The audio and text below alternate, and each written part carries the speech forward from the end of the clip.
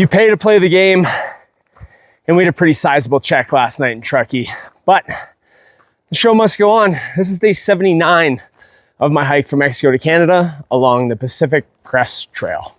Woke up a little hungover to eggs and sausage from Jess while she drove us back to the trailhead, and I would say goodbye to one of the first people I met in San Diego. The team would roll out from the rest stop a little bit slower than usual. I wonder why.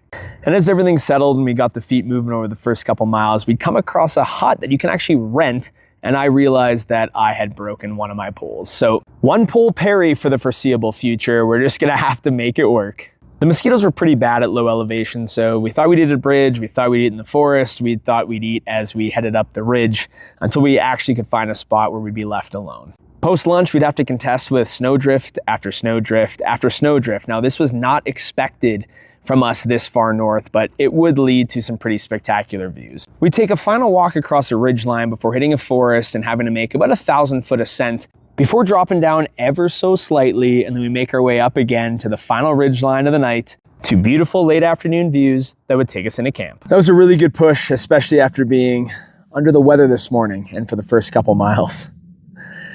You may be thinking to yourself, hey, Ryan usually doesn't do these outros in his tent. The mosquitoes must be terrible. Well, your intuition would be very much correct. They are awful. We are pretty much straight down tomorrow to Sierra City, and hopefully away from these critters. So we'll see you guys in the morning. Well, first day without being required to carry a bear can, and we had a bear in camp, so that's productive. This will be a long night, I think. I don't know how much sleep I'm gonna be getting, but we'll still see you guys in the morning.